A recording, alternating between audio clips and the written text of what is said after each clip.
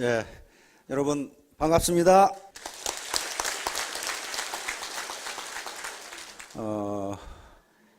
애터미에 가면 돈을 번다는데 이제 본격적으로 돈 버는 얘기를 하려는가 보다. 그러는데 저는 돈 버는 얘기를 안 합니다. 일반적으로 학문에는 빛을 주는 학문이 있고 밥을 주는 학문이 있습니다. 빛을 주는 학문은 철학이라든가 종교, 역사, 문학 등이 우리 인간에게 빛을 줍니다. 밥을 주는 학문은 실용학문입니다. 경제학이나 경영학 또는 공학, 의학, 법학 등이 이제 밥을 주는 학문인데요. 교육도 마찬가지입니다. 빛을 주는 교육이 있고 밥을 주는 교육이 있습니다. 항상 교육은 두 개가 밸런스가 유지돼야 됩니다. 밥을 주는 교육만 하게 되면 그럼 배부른 돼지가 되거든요. 빛을 주는 교육만 하게 되면 배고픈 소크라테스가 돼요. 그럼 기왕이면 배부른 소크라테스가 되면 좋잖아요.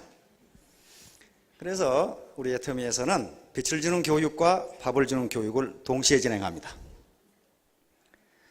통상 일반적으로 대학에서는 많은 교수들이 있지만은 매우 정확한 얘기를 하는 데는 전혀 도움이 안 되는 얘기만 하는 교수들이 있어요. 그러나 굉장히 정확합니다. 어떤 두 젊은이가 열기구를 타고 세계 일주를 하는데 자기들이 지금 어디쯤 오는지 몰라서 어떤 도시에 열기구를 내렸습니다. 마침 거기가 학생들이 있는 걸로 봐서 대학이 아닌가 싶었어요. 그런데 그때 마침 아주 근엄한 노신사가 걸어오는 것이 보여서 한 젊은이가 선생님, 저희가 지금 어디 있습니까? 이렇게 물으니까 교수가 노신사가 이상하던 듯이 바라보면서 이 사람들아, 자네들은 지금 기구 안에 있지 않는가? 그 말을 듣고 다른 젊은이가 저분은 교수임에 틀림없네. 매우 정확하지만 우리에게는 아무런 도움이 안 되니 말이야. 그런 경우가 많아요. 한 몸무게가 한 80kg 되는 아가씨가 다이어트를 하기 위해서 의사를 찾아갔습니다. 의사가 묻는 말이 지금 몇 킬로그램이십니까? 80kg인데요. 그럼 몸무게가 적게 나갈 때는 몇 킬로그램입니까? 그러니까 이 아가씨가 우리 엄마가 그러는데요. 3kg 나갔다는데요. 그 매우 정확하지만 의사한테는 아무런 도움이 안 되는 그러나 우리 애터미는 항상 빛과 빵을 동시에 주는 교육을 진행합니다. 오늘 신문을 보니까 미국의 이 근 위축증, 루르게릭병인가 걸린 그 꼬마 아가씨 있죠? 꼬마 아가씨가 우리 K-팝 스타를 만나기 위해서 우리나라에 왔다는 뉴스를 받고 이 신문에 크게 났습니다. 샤이니를 만나는 사진인데 휠체어를 타고 이게 지금 어떻게 된 사연이냐면요. 캐나다의 재벌, 캐나다 세 번째 부자라고 그러니까 어마어마한 부자일 거예요. 그분이 몸이 아파서 병원에 치료를 받았는데 그 간호사가 굉장히 친절하게 해줬어요. 여러분들 간호사 그건 아가씨 생각하는데 할머니입니다. 66세 할머니. 미국은 그렇죠. 미국이나 캐나다 다 그래요. 스튜어디스 그러면 아가씨 생각하는데 스튜어디스가 백발이 허연 할머니가 나타나죠. 그런데 이 할머니 간호사가 그 재벌에게 굉장히 친절하게 잘해줬어요. 그 재벌이 혹시 소원이 없느냐? 내 소원을 들어주겠다. 그랬더니 이 할머니가 의외의 소원을 얘기한 겁니다. 우리 꼬마딸의 소원을 들어줘야 돼. 꼬마딸이 지금 의사들이 말하기는 많이 살아야 5년. 지금 걷지도 못하고 휠체어 타고 있는데 이 소원을 들어주라는 거야. 그 소원이 뭐냐 그랬더니 한국에 가고 싶다 이렇게 됐어요. 한국에 뭐하러? 샤이니를 만나보러. 그래서 이 재벌이 깜짝 놀래가지고 그 소원을 들어주마 해서 어제 왔습니다. 어제. 그만큼 현재 우리 K-팝이 세계를 강타하고 있습니다. 특히 동남아시아뿐만 아니고 저쪽 중동에까지, 남미, 미국에까지 요 꼬마애도 지금 걷지도 못하고 하는데 K-팝 스타들의 노래를 들으면서 희망을 찾아가고 있다 이 말이에요. 그래서 한국어를 배우고 있고 꼬마인데 그 정도 유력이 강합니다. 그래서 앞으로 만약에 터미가 해외로 진출하게 되면 지금 뭐 갑자기 할 수는 없는 일이니까 동남아시아나 중국하고는 지금 FTA를 하고 있죠. 그게 FTA가 타결이 되고 해서 그 시장에 진출하게 되면 우리가 문화적 우위성을 가지고 있기 때문에 아마 굉장히 빠른 속도로 폭발적으로 성장하리라고 지금 그렇게 생각이 됩니다. 그래서 현재 K-팝의 가장 큰 수혜자는 대기업. 뚫지 못하는 시장이 계속 뚫리는 거예요. 뚫리고 폭발적으로 수요가 늘어나는 거예요. 그만큼 문화의 유력은 셉니다. 그냥 상품 잘 만들어서 팔면 되겠지. 천만의 말씀이에요. 그렇게 되지 않습니다. 문화라고 하는, 칼처라고 하는 것이 그만큼 강력해요. 자, 오늘 제가 하려고 하는 강의는 시간 낭비죄입니다. 네, 시간 낭비죄.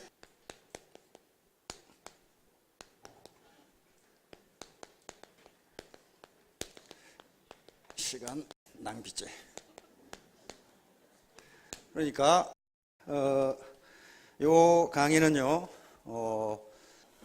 어디에 나오는 거냐 하면은 이 프로테스탄티즘의 윤리와 자본주의 정신이라고 하는 이 19세기 중반부터 20세기 초에 걸쳐서 세계 최고의 지식인 중에 한 사람인 막스 베버라는 사람이 쓴 논문 속에 나옵니다. 그런데 오늘날 지금까지 유럽이 지금 비실되고 있지만은 근세 이후에 세계를 지배하고 있는 것은 유럽입니다. 지금도 유럽이에요. 미국은 유럽에 포함되니까 미국을 비롯한 유럽 국가들이 경제적으로, 군사적으로, 그 다음에 철학적으로, 종교, 문학, 하여간 인문과학이나 사회과학, 자연과학 할 것 없이 유럽이 우위에 서 있어요. 그 원동력이 된 책이 바로 그 책입니다. 조그마한 책이에요. 그걸 우리말로 번역하면 청교도 윤리와 자본주의 정신입니다. 정신이에요, 정신. 정신입니다.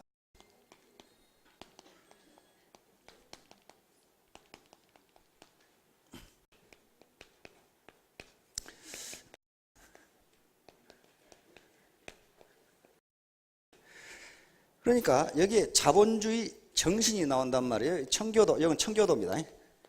종교개혁 이후에 청교도 윤리입니다. 청교도 윤리가 어떻게 자본주의 정신과 연결되느냐 하는 문제예요. 그런데 이 책에 아주 중대한 말이 나와요. 죄 중에서 가장 무거운 죄 중에서 가장 중죄가 무엇이냐? 시간 낭비죄. 이렇게 딱 나와요. 시간 낭비, 시간을 낭비한 죄. 그 시간을 낭비한 죄는요, 그 죄값은 누가 치러요? 본인이 치러요. 본인이. 그게 뭡니까? 빈곤, 좌절, 무직, 그다음에 불건강. 시간을 낭비한 죄예요. 어떤 사람은 대학을 졸업하고 오라는 데가 너무 많은데 어떤 사람은 오라는 데가 없어. 대학에서 시간을 낭비한 거예요. 그 죄값은 아무도 치르지 않아요. 자기가 직접 치러요. 그런데 막스 베버라는 사람인데,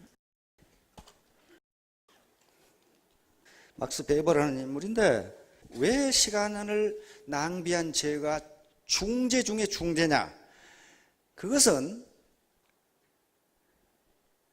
바로 당신이 열심히 일하는 것이 당신을 보내신 신에 대한 의무인데 그 의무를 소홀히 했다는 거예요. 그래서 너는 죽을 죄를 징가하더라고. 그러니까 게으름을 피우는 그것은 죄 중에 죄다.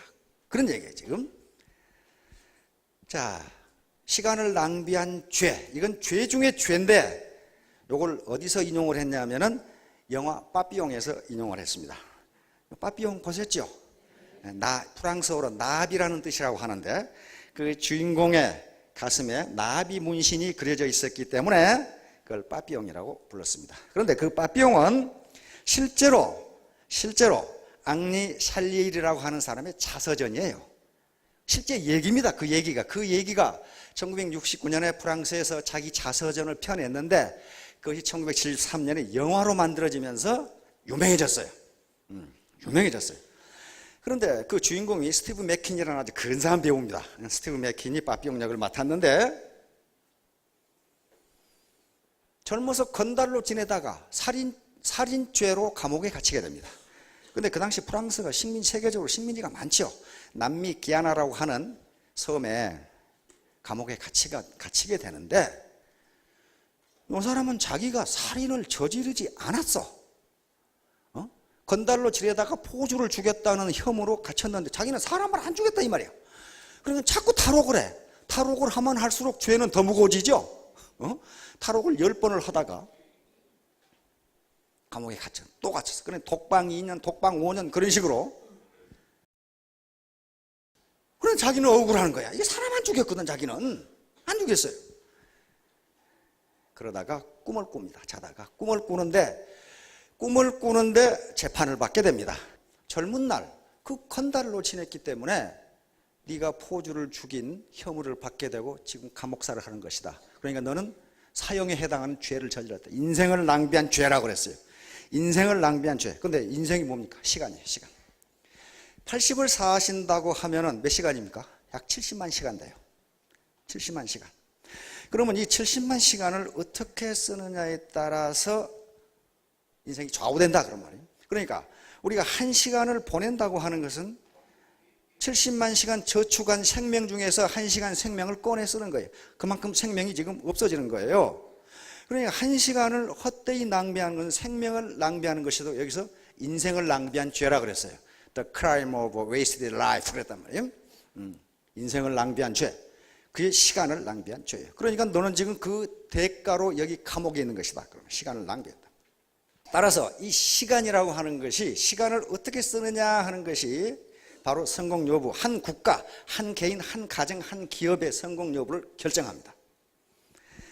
그런데 그것이 이제 문화하고 관련돼요. 바로 이게 이제 청교도 문화인데 청교도 윤리라고 하는 것 중에 가장 중요한 것이 뭐냐 하면 시간을 선용하는 거예요. 놀지 말고 일해라.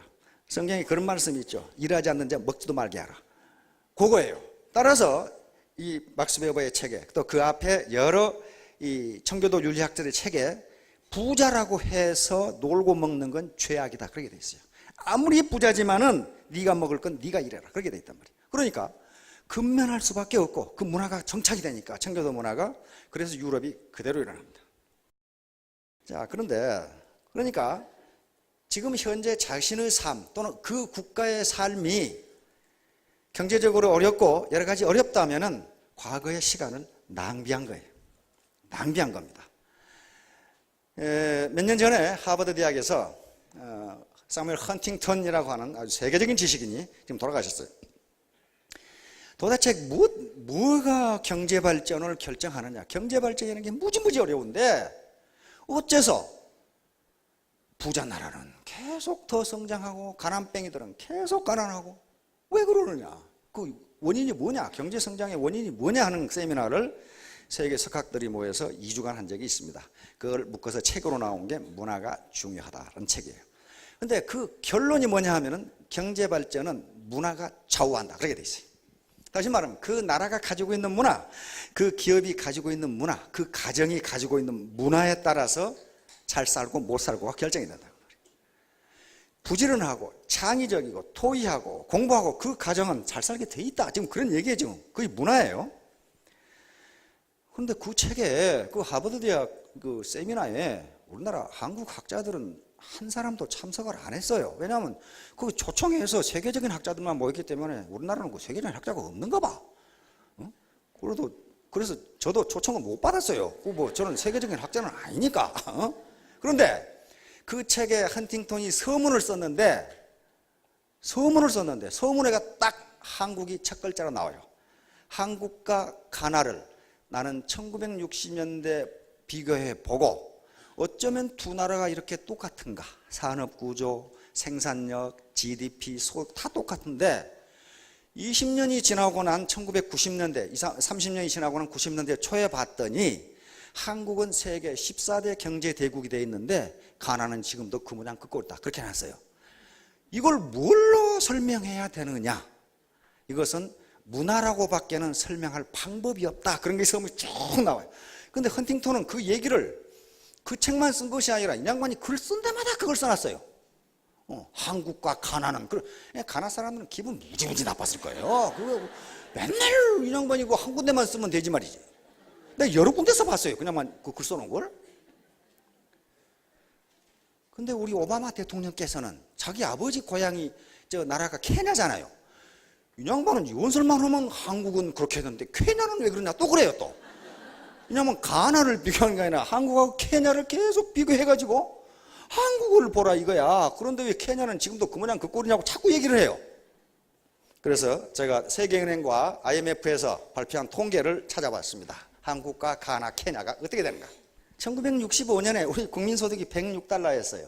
어르신 무지무지 가난했죠. 이때 1960년대 전부 다 농사꾼이고 그냥 금년처럼 비가 안 오면 흉년이 들어가지고 이렇게 가면 돼. 옛날 같으면요 전 국민이 동원돼가지고 사고로 쉔판이라고 난리 법석이에요. 그렇잖아요. 근데 이때 우리 국민소득이 106, 가나는 무슨 260, 우리보다 2.5배예요. 케냐는 우리하고 정확히 같아요. 그렇죠? 자, 그런데 해가 갈수록 어떻게 됩니까, 지금 이게? 지금 비교한다는 것 자체가 지금 비교가 안 되죠? 자, 작년에 우리가 22,778불로 IMF 통계가 이렇게 잡혀 있습니다. 그런데 가나 1,529, 케냐 851. 그러니까 오바마 대통령이 너희는 뭐 하고 있냐, 이게 지금. 자, 객관적인 조건은 우리가 제일 나빠요. 인구는 4,858만으로 통계에 잡혀 있습니다. 그런데 땅덩어리는 99,828. 인구 밀도가 487이니까 세계 세 번째입니다. 제일 높은 데가 방글라데시, 두 번째가 타이완, 그리고 우리 세 번째예요. 그러니까 사실은 우리 땅에서 나는 식량으로는 30%밖에 못 먹어요. 나머지 70%를 외국에 수입합니다. 그러니까 흉년 들어도 옛날 같으면 굶어 죽는데 굶어 죽는 사람보다 지금 다이어트라고 난리 법석이잖아요. 워낙 많이 사오니까. 워낙 많이 사. 공산품을 팔아서, 서비스를 팔아서 그렇게 사와요.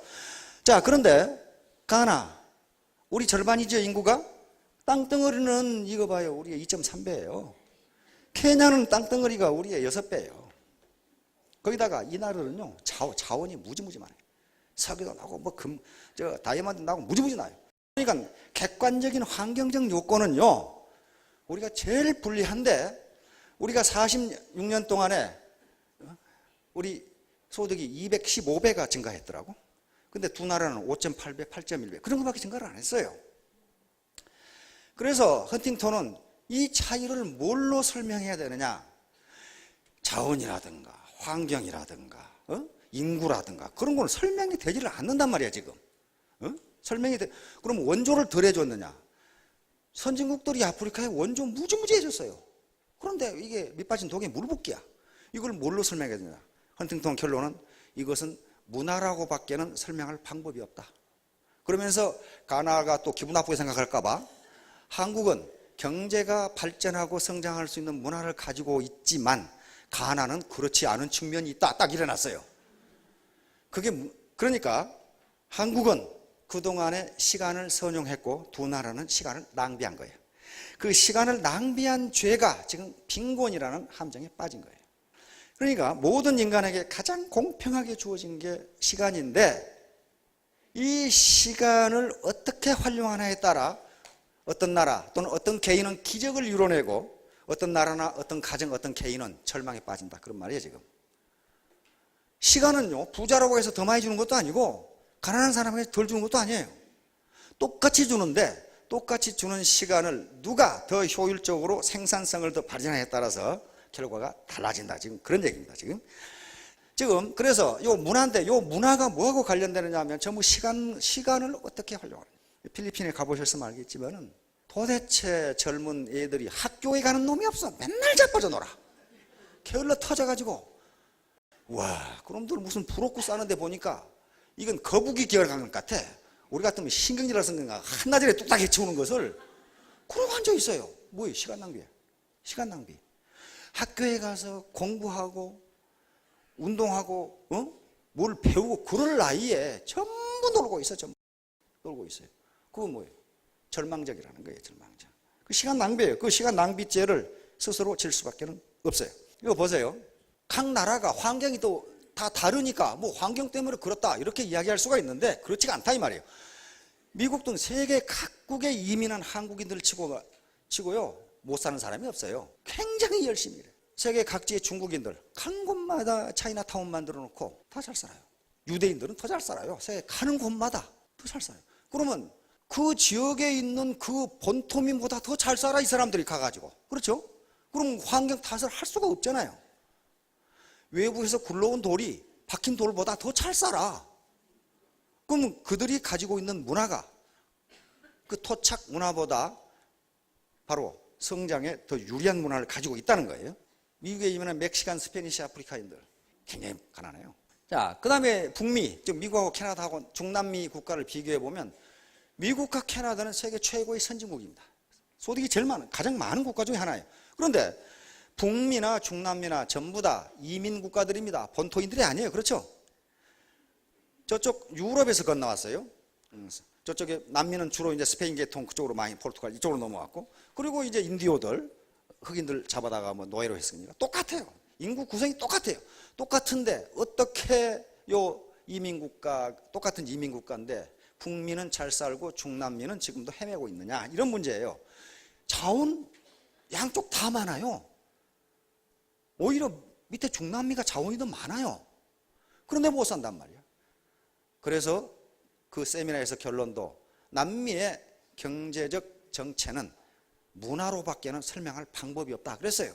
그러니까 남미 학자들이 노발대발 해가지고, 그런데 지금 다 인정해요. 맞다. 그래, 맞다. 우리 문화는 경제 성장과 잘 맞지 않다. 뭐 이렇게 돼 있어요.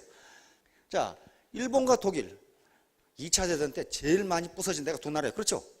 독일은 거의 완전히 황폐화됐고 일본도 그렇고. 그런데 어떻게 되어버렸습니까? 전후에 2등, 3등의 경제대국이 되어버렸어요. 이 나라 국민들이 가지고 있는 이런 정신들입니다.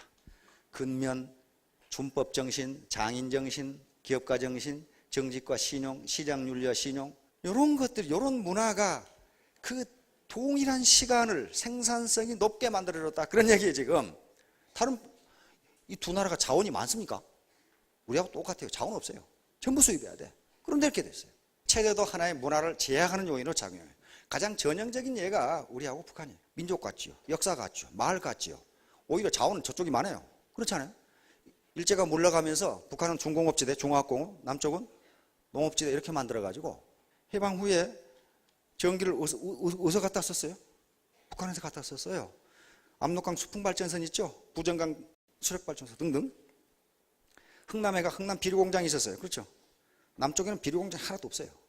북쪽에가 발전소와 중화공업이 다 있었어.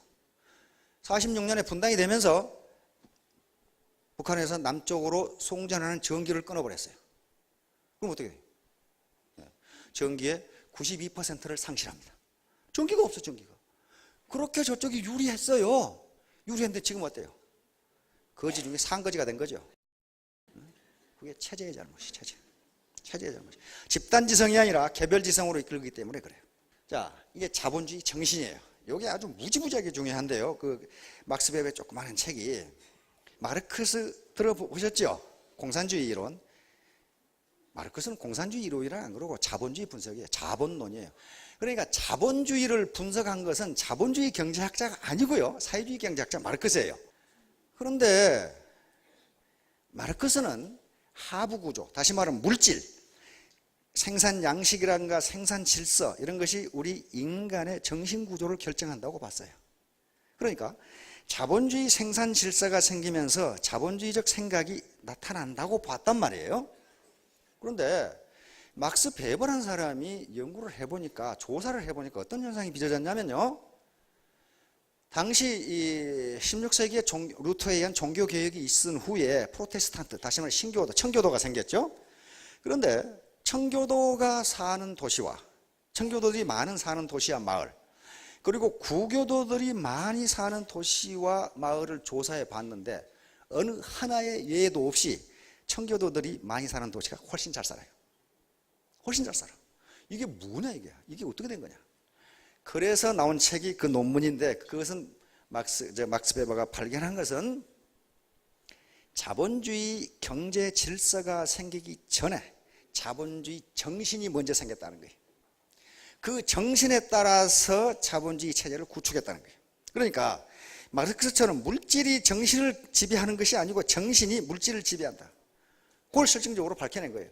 그래서 결국 우리 공산주의는 망했죠. 그게 아주 공산주의의 모순을 지적할 수 있는 아주 결정적 이론적 도구가 됩니다.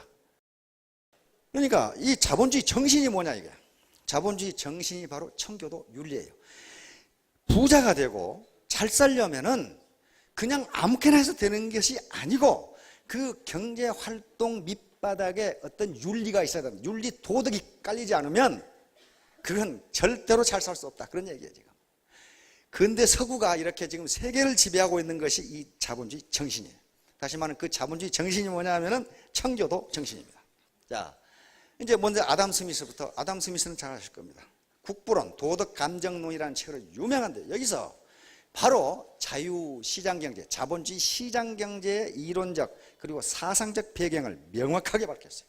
그래서 이 양반을 경제학의 아버지 또는 경제학의 시작 이렇게 이야기하는 게 이 양반 이전에는요 중상주의라는 게 있었습니다. 중상주의는 상업을 통해서 부를 획득해야 되는데 부는 무엇이냐? 국가의 부는 국부는 금은보석이다. 요걸 많이 가진 나라가 부자다. 그렇게 생각했어요. 금은보석. 그리고 국가가 잘 사는 것과 국민이 잘 사는 것은 양립할 수 없다. 국가가 부강해지려면 국민을 사정없이 수탈해가지고 국민을 못 살게 만들어야 국가가 부강해진다. 그렇게 생각했어요. 그러니까 국민의 경제적 복지와 국가의 부강은 서로 길이 다르다. 그런 말이에요. 그래서 무지무지하게 백성을 착취를 했어요. 그 다음에 무역이라는 것은 상호 이익이 되는 무역은 없고 한 나라가 다른 나라를 착취하는 게 무역이다. 그렇게 생각해서 사정없이 금은 보석을 끌고 왔어요. 아담 스미스는 그게 아니라고 생각해요. 아담 스미스는 경제학자가 아닙니다. 이 사람은 도덕철학자예요. 그 당시 경제학이라는 게 없으니까 도덕적으로 그것은 옳지 않다는 거예요. 그리고 국민에게 경제적 자유를 주는 것 이것이 도덕적으로 옳다는 거예요. 옳고 경제적 자유를 주면 정부가 통제하는 것보다 훨씬 경제가 효율적으로 돌아간다는 거예요. 그걸 여러 가지로 증명을 했습니다. 그리고 국가의 부는 금은 보석이 아니고 노동 생산물이다. 다시 말해 오늘날 GDP 국민소득 개념입니다. 국민이 일해서 생산한 것이 국가의 부지 어떻게 금은 보석이 국가의 부냐 그런 얘기예요 지금. 그 다음에 국가 간의 무역도 상호 이익이 되는 무역이 가능하다. 이게 자유무역 이론입니다. 그래서 이 양반이 이게 가장 유명하게 보이지 않는 손입니다. 모든 사람들이 자신의 이익을 극대화하기 위해서 행동하면 합리적으로 행동하면 사회 전체적으로도 좋다. 그런 말이에요 지금. 그러니까 정부는 가능하면 국민들의 경제생활에 개입하지 말라 하는 그런 얘기입니다. 이게 바로 그 국부론 초판 1776년에 묘하게도 이 책이 나오면서 미국이 독립을 했죠. 그래서 미국이 세계 최강의 자본주의 대국이 됩니다. 다음 존 바르트인데 그냥 우리가 지금 자본주의 경제체제, 사회주의 경제체제, 경제체제라는 것을 만들어낸 사람이에요. 국가 전체의 어떤 경제를 분석을 해야 되겠는데 이게 뭐냐 이게. 그래서 경제체제의 개념을 만들어냈어요. 우리는 자본주의다, 내는 사회주의다. 자, 그래서 자본주의가 뭔가 하는 것을 규정한 사람이 존 바르트라고 하는 독일의 최고의 지식인 중에 한 사람입니다. 그런데 이 양반 특징이 뒤에 이제 막스 베버가 나오지만은 막스 베버는 청교도 정신, 근면하고 낭비하지 않고 사치하지 않고 저축하고 그리고 투자하고 그것이 경제 발전의 원동력이다. 요 막스하고 둘이 친구입니다. 친구예요. 지금 같이 논문도 쓰고 같이 이런 사람이에요. 그런데 이 양반은 제목이 뭐예요? 사랑과 사치와 자본주의. 천만의 말씀. 그렇게 전략해가지고는 자본주의가 망한다. 사정없이 사치하고 소비해야 자본주의가 살아남는다. 탁월한 생각이죠. 앞에 사랑이 왜 들어갔냐면요, 자기 마누라 말고 자유스럽게 연애를 해야 그 여자한테 잘 보이게 해서 사정없이 사치품을 사주니까, 그러면 사치품을 만드는 중소기업과 장인들이 먹고 살고 거기에 원료 된 놈들이 또 먹고 살고, 그래서 죄다 먹고 산다. 그래서 부자들은 가능하면 사치를 해야 된다고 주장한 사람이야. 누가 맞아요? 둘 다 맞습니다. 경제개발 초기에는요, 막스 베버처럼 우리 60년대부터 80년대까지 국산품 해용, 저축 그래도 매년 상주지요. 저축 모범 누구 그래가지고 어디 일하면서 하루에 된장국 밥 먹고 어쩌고 하면서 몇 천만 원 저축했다. 그런데요, 국민 전체가 된장국 먹고 고무신 입고 그렇게 저축해봐요. 기업이 다 망해버려. 그렇죠? 다 망해요. 그것이 공황이라고 하는 겁니다. 불황 또는 공황이라고 하는 거예요. 그걸 전략의 역설이라고 합니다. 전략하면 좋을 것 같은데 국민 전체가 전략하면 나라가 망한다. 그런 얘기예요 지금. 그 얘기를 좀 바라트가 한 거예요. 두 사람 다 맞는 겁니다. 그래서 경제가 일정 수준 이상 성장하면은 반드시 소비가 이루어져야 돼. 그런데 요 말을 이 사람들만 한 거 아니고 우리 박재가 선생이 이런 얘기를 했어요. 실학자 있죠? 정조시대. 경제는 우물과 같다. 퍼쓰지 않으면 말라버린다. 너무 전략하면 국민이 가난하게 된다. 왕은 비단 옷을 입고 금밥그릇에 밥을 먹어야 된다. 그래야 그것을 만드는 놈이 먹고 산다. 그렇게 돼 있어요. 실학자 박재가 선생이 그 얘기를 해놨어요. 벌써. 아담 스미스하고 동시대 인물들입니다. 1700년대 인물들이 똑같은 소리를 해놨어요. 우리 실학자들은 전부 그런 경제 현상을 분석해놨어요. 돈이 있어야 되는데 조선시대에도 전황이라는 게 있습니다. 돈이 없다. 그건 무슨 말이냐면은 국가에서는 동전을 계속 찍어내는데 부자들이 동전이 생기면 전부 항아리에다 집어넣어. 쓰지를 않아. 않으니까 시장에 돈이 없어. 그러니까 어떻게 돼요? 거래가 잘 안 돼. 그럼 뭐가 생깁니까? 물물교환이 생겨요. 물물교환이 생기면 생산이 늘어나지는 않습니다. 조선시대 그게 기록에가 있어요. 돈이 없다. 돈이 지금 국가에서는 계속 찍어내는데 돈이 없다. 돈이 어디 갔냐 이게 지금. 왜? 지금 항아리 속에 다 들어있어. 항아리 속에. 그래서 한국은행에서 돼지정통에 돈 넣지 말라는 게 그겁니다. 왜 그걸 돼지통에 넣었냐 이거야. 한국은행에 갖다 놓지. 돈이 은행으로 들어가야 돌잖아요. 근데 거기 놔두면 돈이 사장돼 버려요. 그래서 돈이라는 게 창고 속에 쌓아놓는다고 되는 일 아니에요. 그래서 전번에 그걸 보니까 TV 토론을 보니까 우리나라 부패에 대해서 이야기하더라고. 근데 누가 부패인데 어떻게 알아? 알 수가 있어요. 그 교수가 주장하는 게 5만 원권을 그렇게 찍어내는데 5만 원권이 없다 이게 지금. 전부 다 지금 딱 꼬불 해놓고 있는 거야. 탈세하느라고. 그렇잖아요. 5만 원권이 거의 없어요. 무지하게 찍어냈는데 그거예요. 어딘가 들어가 버려. 일단 꼬불 해놔버려. 자, 그래서 이제 막스 베버론 이 양반이 쓴 책이 이겁니다. 이게 아주 학자들이 평가하기는 20세기 정신과학 중에 최고봉이라고 이야기하는 책이 책입니다. 몇 페이지 되지도 않아요. 그런데 어떻게 정신이 물질보다 앞서는가를 실증적으로 논증을 해놓은 책이란 말이에요. 이 책에 바로 시간 낭비죄는 죄 중에 가장 중죄이다. 이렇게 가장 중죄. 일하지 않은 자는 먹지 말게 하라. 부자라도 일해서 먹게 하라. 그 청교도 윤리가 유럽의 경제를 쫙 성장시켜버린 거예요. 게으른 죄가 제일 중죄라 얘기야. 게으른 죄가. 그렇게 나오는 거예요, 이게 지금. 그러면 이제 요것은요, 청교도 정신의 요체인데 요것만 가지고 있으면 성공할 수 있어요. 이건 인류 보편적 가치예요. 이건 청교도들만 가지고 있는 정신이 아니고 이것은 어느 문화권에 얘기해도 저것이 나쁘다. 그렇게 이야기할 수 없어요. 자, 정직. 경제가 성장하려면 서로 상거래가 정직해야 된다는 거예요. 그런데 정직할 수밖에 없는 게 네가 하는 짓을 너를 보내신 네가 보고 있다. 그런 말이에요. 그래 속일 수가 없잖아요. 이걸 죄의 문화라고 합니다. 죄의 문화. 서구의 문화를 죄의 문화라고 그래. 죄의 문화는 누가 보든 안 보든 나를 보내신 이가 나를 보기 때문에 할 수 없다. 그런 얘기예요 지금. 자, 금욕주의. 이것은 돈을 벌었다고 해서 사치하고 낭비하고 허랑방탕하고 그러지 말라는 거예요. 그것은 뭡니까? 돈을 버는 것은 신이 너에게 축복을 해준 건데 신의 축복인 돈을 함부로 쓰는 것은 신에 대한 모독이다. 그렇게 생각했어요. 그러니까 어떻게 됩니까? 저축이 이루어지고 투자가 이루어지죠. 자본이 형성된단 말이에요 여기서. 그 다음에 천직식. 영어로 직업을 콜링이라고 합니다. 콜링 또는 보케이션. 보케이션. 이 콜링 이걸 직업이라고 그러는데 직업. 저 말이 무슨 말이에요? 부르심이야 부르심.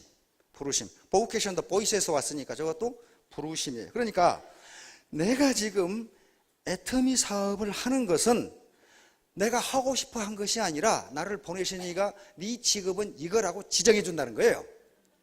그러는 경우에 왜 시간 낭비죄가 가장 중죄가 되냐 하면 너는 이 일을 하라고 신이 나에게 그 직업을 주었는데 시간을 낭비하는 것은 뭐예요? 신을 모독하는 거라는 거예요. 그러니까 어때요? 열심히 일한다. 낭비하지 않고 열심히 일한다. 그래서 여기서 시간 선용이라는 개념이 나옵니다. 일하지 않는 자 먹지 말라. 부자라도 네 먹을 건 네가 일해라. 그 얘기예요 지금. 근면 여기 나오죠. 신뢰. 서로 믿을 수 있어야 된다. 그 다음에 성실, 구제. 이게 아무리 돈 있다고 너 혼자 허랑방탕 쓰지 말라는 거예요. 어려운 사람은 구제하고. 이런 개념들이 들어있어요. 관용정신이 관용이라는 거죠. 토러런스, 관용이라는 거죠. 그 다음에 겸손. 겸손하라는 말은 아주 무지무지하게 많이 나와요. 낮아져라, 낮아져라. 그런데 여기서 가장 중요한 게 뭐냐는 거예요. 바로 청교도 정신은 종교윤리입니다. 그렇죠? 이건 교회나 신학자들이 이야기한 윤리예요. 그런데 이 청교도 윤리가 시장으로 나왔다는 게 아주 가장 큰 의미가 있어요. 청교도 정신이, 청교도 윤리가 시장 윤리가 된 거예요.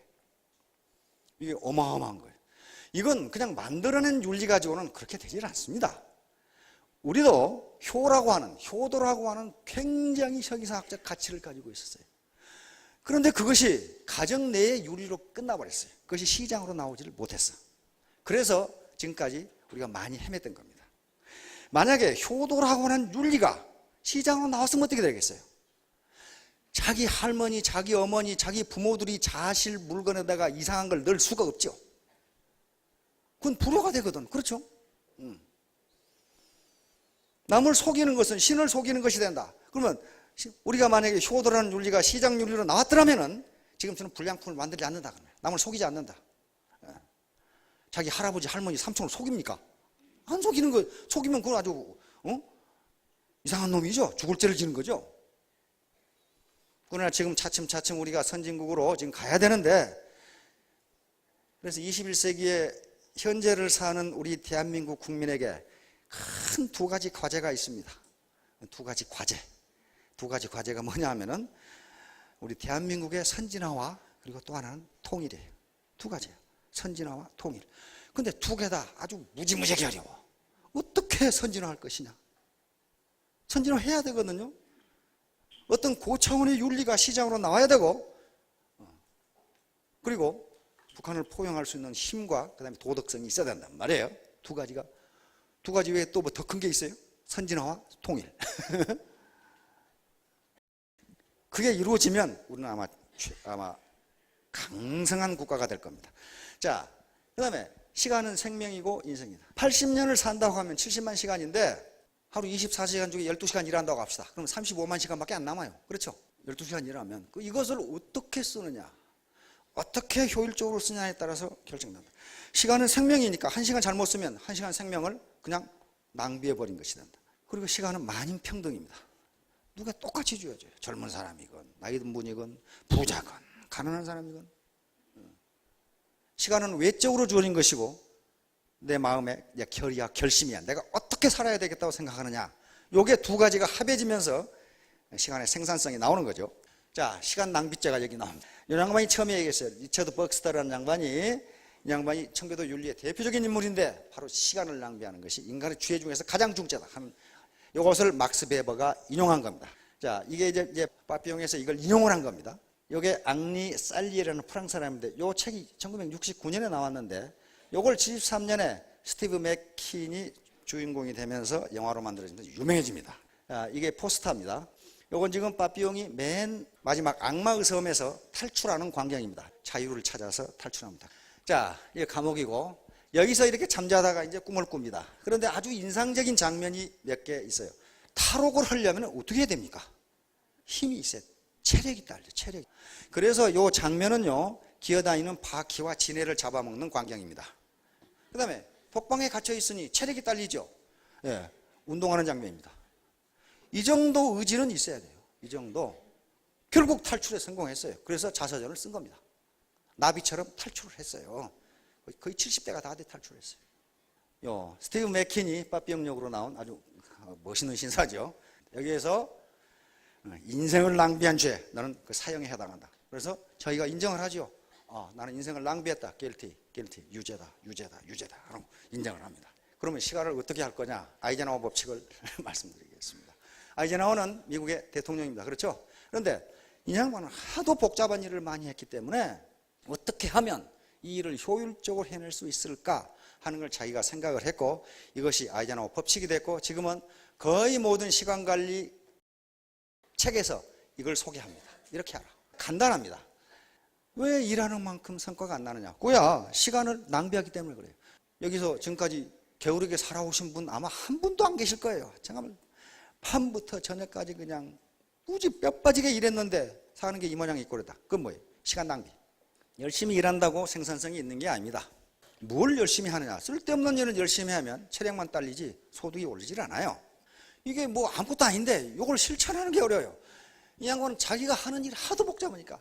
그래서 이렇게 네 가지로 나눴어요. 긴급하고도 중요한 거, 긴급하진 않지만 중요한 거, 중요하지 않으면서 긴급한데 중요하지 않은 거, 긴급하지도 않고 중요하지도 않은 거. 얼핏 생각하면 나는 긴급하고 중요한 일만 해. 그런데 학자들이 조사를 해보니까 우리나라 사람들이 거의 대부분 시간을 어디다 쓰냐 하면은 긴급하지도 않고 중요하다는 여기에 다 써요. 여기다. 나는 안 그러는데 천만의 말씀. 이게 뭐가 있을까요? 긴급하지도 않고 중요하지도 않은 거. 텔레비전 보는 거라니까. 연속극 봐야 돼. 연속극. 길에서 속도 위반하는 놈 보면 연속극 보러 가려고 그렇게 빨리 가. 뭐 중요한 일을 하러 가려고 하는 것도 아니야. 그 다음에 많이 허비하는 시간 요거. 긴급한데 중요하지 않은 거. 요즘 스팸 메일 무지무지하게 들어오고 집에서 일하고 있는데 별로 반갑지 않은 누가 와가지고 가라고 할 수도 없고 이야기할 수도 없고 계속 쓸 때면 차 한잔 놔두고 몇 시간 이야기하고 요게 시간이 무지무지 들어요.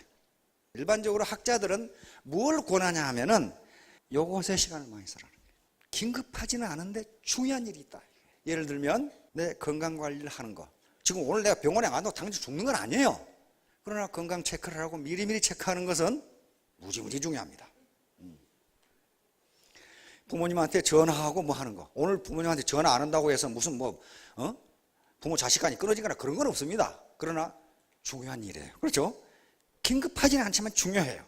그러니까 사업을 하시게 되면 자기 파트너라든가 이런 사람과 교류를 하고 인간관계를 맺고 하는 것이 오늘 당장 안 된다고 사단이 벌어지는 것은 아니지만은 그것이 쌓이다 보면 나중에 네트워크가 이상하게 돼요.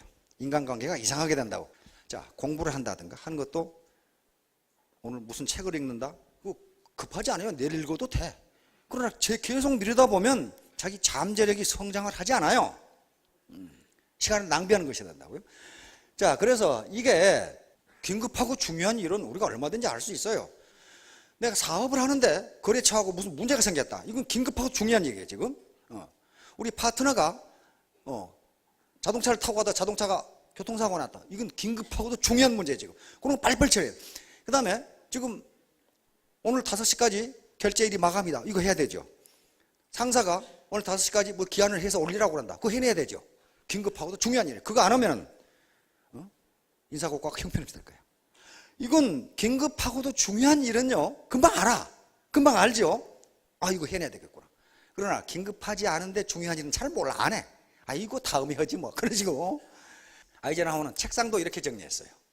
하도 서류가 많으니까 이렇게 정리하지 않으면 일이 안 된다는 거예요. A, B, C, D 이렇게 해놓고 이건 지금 해야 할 일. 여기는 다른 이의 도움을 받아야 할 것들. 이건 어떻게 되는 거야? 물어보고 결제하는 것들. 그 다음에 여기는 버려야 할 것들. 어떤 젊은이가 자기가 이렇게 책상 정리를 해봤더니 집안 정리를 해봤더니 버려야 할 것이 제일 많더랍니다. 그 다음에 여기는 기타 정리 정돈을 통해 처리할 수, 예를 들면 내가 파일에다 처리해놔야 되겠는데 이것도 즉각하라는 거예요. 놔두면 요거 쓰레기가 된다는 거예요. 즉각. 이런 식으로 매우 간단하게 정리해 두면 된다. 교육학자들이 조사를 해보니까 책상 정돈이 잘 된 어린이가 성적이 좋더랍니다. 뭐냐면 요게 머리가 정돈이 잘 돼 있어. 책상이 어지러 있는 어린이는 머리가 시끌시끌하더래요. 정돈이 안 돼, 정돈이. 그래서 요것은 우리 사업자들뿐만 아니고 자녀들에게도 책상 정돈, 이건 평소에 하면요 그렇게 어렵지가 않아요. 그냥 쌓아두니까 밀어두니까 에이구 다음에 하지 뭐. 그러다가 저는 이 군대 생활을 오래 했으니까 군대에서의 정리정돈이 가장 좋아요. 제가 보기에는. 왜 그렇게 합니까? 군대는 만약에 비상사태가 벌어지면요 불을 켜지 않습니다. 비상사태 벌어졌는데 불 켜면 어떻게 돼요? 그 타겟이 되죠. 불을 켜지 않기 때문에 껌껌한 데서도 내 총이 어디 있고 철모가 어디 있고 수통이 어디 있고 내 칼이 대검이 어디 있는지를 알아야 돼요. 항상 그 자리가 있어. 그러니까 눈 떠서 잡으면 내 총이 딱 잡히도록 그렇게 돼 있단 말이에요. 그래서 뒤집어 쓰면 철모, 탄띠, 칼 이렇게 다 돼 있어요. 배낭. 그러니까 뭡니까? 시간 낭비가 없어요. 만약에 군대에서 내 총 어딨냐 이거 이따구로 해가지고 이게 전쟁이 되겠어 이게? 야 이거 내 대검 어딨어 이놈들아 뭐 이래가지고 되겠나 이 말이야. 이건 장교고 병사고 부사관까지 다 이렇게 해요. 제자리에 반드시 있어. 총은 어디, 철문은 어디, 수통은 어디, 칼은 어디 이렇게 돼 있단 말이에요.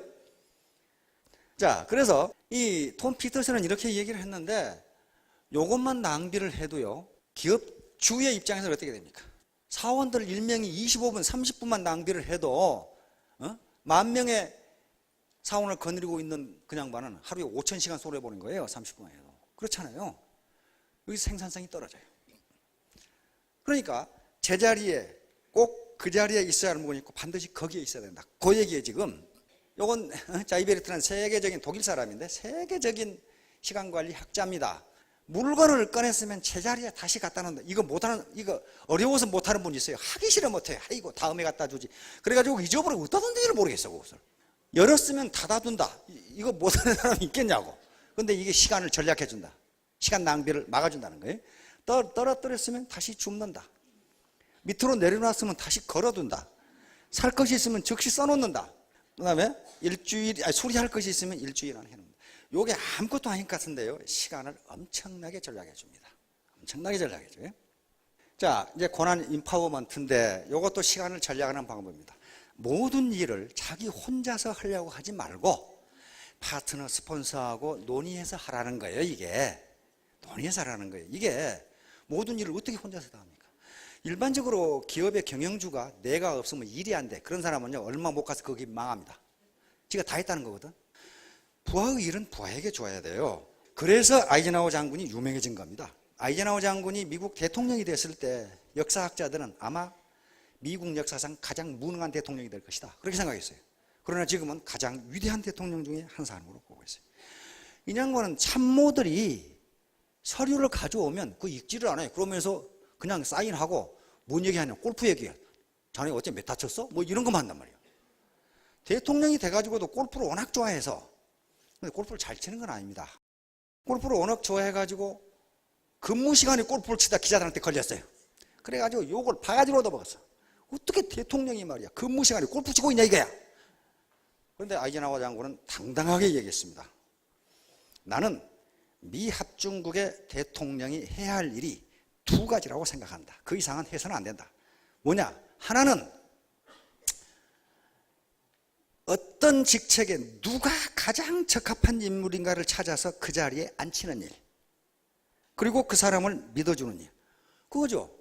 또 하나는 국무성과 국방성, 미국에서 가장 센 데가 두 개거든요. 국무성과 국방성이 동일한 문제를 가지고 서로 자기가 옳다고 싸우고 있을 때 내가 가만히 들어보고 누구 말이 옳은지 손을 들어주는 일, 이 두 가지 일밖에는 대통령은 다른 일을 해서는 안 된다 그랬어요. 그런데 나는 골프 칠 때 그 결정을 가장 잘할 수 있다. 그러므로 나는 앞으로 근무 시간에 계속 골프를 칠 것이다. 왜? 그걸 직접 진짜로 그렇게 했어요. 그렇게 했어. 그래서 항상 이 양반은 돌아다니면서 기자들 뭔가 크게 성공을 하면은 이건 내가 한 게 아니고 저 사람이 그걸 그렇게 했다고 말이야. 부하들을 계속 칭찬하는 거야. 그러니까 전기 작가 걸어놨어요. 그렇게 자기가 한 일은 아무것도 없다고 그러고 부하들을 칭찬했는데 그러면 아이젠하워 대통령의 권위가 떨어져야 되는데 점점 올라가더라 그 말이야. 내가 한 게 아니고 이 장관이 말이야 워낙 일을 잘해가 전부 그렇게 했어요. 그래서 위대한 대통령이 됐고 세계 최강의 국가를 만들어 버렸어요. 왜? 그 자리에 누가 가장 적합한가 그 사람을 골라서 거기 갖다 놨어요. 그리고 그 사람이 하는 일을 그냥 믿어버렸어요. 믿으니까 어떻게 됩니까? 그 사람은 농땡이 핍니까? 안 그래요. 믿어주는데 더 열심히 하죠. 그래서 미국에서도 손을 대지 않는 경영자, 손을 대지 않는 경영자라는 것은 아이젠하워 장군처럼 그 자리에 누가 가장 적합하냐 그 사람을 거기 앉혀고 거기에 믿어버리고 CEO는 전략적 결정만 한다고 말이에요. 손을 대는 경영자는 일일이 간섭한다고 말이에요. 일일이 간섭하니까 밑에 사람이 일을 하겠어 안 하겠어요? 안 한다는 거예요. 아이고 지 알아서 하겠지. 안 해버린다는 거예요. 그런 기업들이 대부분 망했습니다. 자, 이 일의 우선순위가 파레토 법칙. 파레토는 이태리의 경제학자입니다. 또 사회학자이고 철학자이고 공학자입니다. 원래 공대를 나온 양반이 공학자인데 이태리에서 이 양반이 이태리의 토지, 땅, 그 당시는 경제의 중심이 토지지요. 토지를 누가 얼마나 가지고 있는가를 조사해 봤어요. 그랬더니 이태리 국민의 20%가 80%의 토지를 가지고 있더랍니다. 그러니까 20%의 국민들이 부의 80%를 가지고 있어요. 그래서 이태리만 그런가 하고 유럽을 다 조사해 봤더니 유럽의 어느 나라도 딱 맞아요. 20%의 사람들이 80%의 재산을 가지고 있어요. 이상하다. 그래서 자기 뜰에 완두콩을 조사해 봤어요. 완두콩을 심어놨는데, 그런데 완두콩 꼭지에 20%에 80% 알이 들어있더랍니다. 20%의 꼬투리에 알의 80%가 들어있다. 그런 말이에요. 아, 이거 자연법칙으로구나. 20-80의 법칙이. 그래서 이걸 주란이라는 사람이 일본에 컨설팅을 하면서, 일본이 지금 오늘날 일본이 된 것은 그 주란이라고 데밍이라는 두 사람 때문에 그랬어요. 이 양반이 일본의 품질 관리 컨설팅을 하면서 봤더니 품질 문제의 80%가 20%의 부품에서 나오더라. 그걸 발견했어요. 그래서 그 뒤로 모든 사회과학자들이 사회 현상을 조사해 보니까 다 20, 80%. 회사의 80%의 매출을 20% 사원이 올린다. 그렇게 돼 있어요. 우리 연예계의 소득의 80%를 20% 연예인들이 올린다. 그리고 모든 회사의 20% 아이템이 그 회사 매출의 80%를 차지해. 그러니까 무슨 얘기냐 하면요, 우리가 해야 할 일 전체 100%라 하면 그 중에 20%의 아까 중요한 일들이 당신의 소득의 80%를 결정한다. 그런 말이에요. 그러니까 우리가 시간이 한정되어 있는데 모든 일을 다 할 수 없으니 중요하고도 긴급한 거, 그 다음에 긴급하지는 않지만 중요한 거, 이게 20%라는 거예요. 일의 20%. 여기에 시간을 집중하면 시간 낭비하지 않고 성공할 수 있다. 이게 파레토의 20-80법칙입니다. 조사해 봤더니 여자의 80%는 보통이고 20%는 미인이더랍니다. 자기가 어디 속했는지를 한번 스스로, 저는 판단 능력이 없으니까. 자, 유엔 개발계, UNDP, 유엔의 한 기관이죠. 이게 20-80법칙이 세계적으로 성립하나 보자 하고 했더니 어떻습니까? 세계 20%의 부자가 세계 소득의 82.7%를 차지한다. 정확하게 맞죠? 그래서 여러분 80%에 들어가고 싶어요? 20%에 들어가고 싶어요? 20%에 들어가셔야 됩니다. 이것은 능력으로 되는 게 아닙니다. 자기 의지로 되는 겁니다. 의지로. 끝까지 물고 늘어지면 될 수 있어요. 끝까지 포기하지 말고. 이게 지금 조사해온 건데 80% 매출은 20% 고객이 올려준다. 이런 얘기입니다. 그 다음에 여러분 휴대폰에 저장된 번호 중 20%와 80% 통화한다. 쓸데없는 전화번호 무지무지 들어있어요. 전화 통화하는 것은 몇 개 안 돼. 자, 결론적으로 정중 회장님의 시간 낭비와 관련돼서 정중 회장님은 정말 한 시간도 낭비하지 않은 분입니다. 정중 회장님의 모토가 요겁니다. 읽은 천하문화사. 이게 지금 현대 가문의 가훈으로 돼 있어요. 요 정중 회장님의 좌우명이었어요. 이게 뭡니까? 한결같이 부지런하면 천하에 어려운 것이 없다. 이 양반 소 2마리 훔쳐가지고 나와서 성공한 분 아니에요? 정말 부지런했어요. 그래서 사원들이 이거 안 됩니다. 그럼 뭐라고 그랬습니까? 화를 버럭 냈죠. 해보기나 했어. 해보고 안 된다고 되는지 안 되는지 보고를 하라 그 말이에요. 그 정경련 회장 하실 때 그 정경련 건물을 짓는데 기사들이 그 마감 기간까지, 그러니까 완공 기간까지 왜 안 되는지 자세히 분석해서 정중 회장님에 보고를 하니까 분석 잘했네. 그렇게 분석해가지고 그때까지 해보게 이렇게 한 거예요. 그래서 그때까지 했어요 또. 그런 양반이. 그러니까 한결같이 읽은, 한결같이 부지런하면 천하에 어려운 일이 없다. 이건 머리가 좋아야 그렇다. 정중 회장님 나는 머리가 무지 좋다고 생각하지 않습니다. 그 뚝심감, 밀어붙임, 그 부지런함, 근면함. 항상 새벽 6시에 출근하셨죠? 그래가지고 아주 죽을 뻔했어요. 그 며느리들은 그럼 몇 시에 일어나겠어?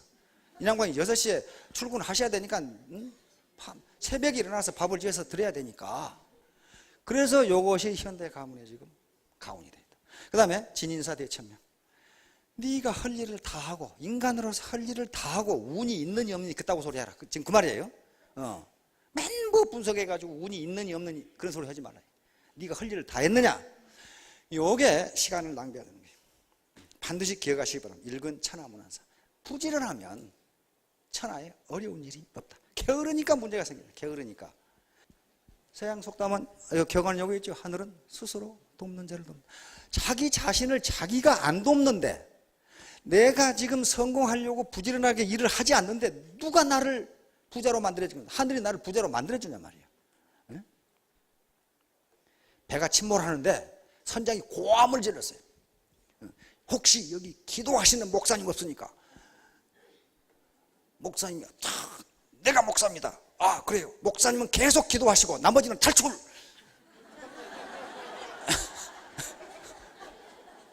구명 중에 하나가 부족했거든. 그러니까 계속 기도하시고. 기도해서 될 일이 아니야. 그때 배가 가라앉으면 탈출해야지. 에? 하늘은 스스로 돕는 자를 돕는다. 네 자신이 네가 부자가 되겠다고 노력하지 않는데 운이 너를 부자로 만들어주지 않는다. 네가 성공하겠다고 결의를 다지지 않는데 누가 너를 성공시켜 주겠나. 하늘은 스스로 돕는 자를 돕는다. 그 다음에 스티브 잡스. 아주 유명한 사람입니다. 대학 안 나왔어요. 그런데 세계 최고 대학 중에 하나인 스탠퍼드 대학에서 졸업연설을 했습니다. 미국의 졸업연설은요 아무나 하는 게 아닙니다. 졸업연설자를 1년 전에 정합니다. 그래서 대학의 졸업식의 가장 하이라이트가 그날 졸업연설자의 연설을 듣는 거예요. 아주 기가 막힌 얘기라거든요.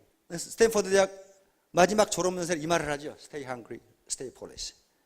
항상 배고픔 상태, 즉 항상 뭔가를 이루려고 갈망하라는 거예요. 이거예요. Stay foolish, 우직하게. 다시 말하면 바보가 되라 그 말이에요.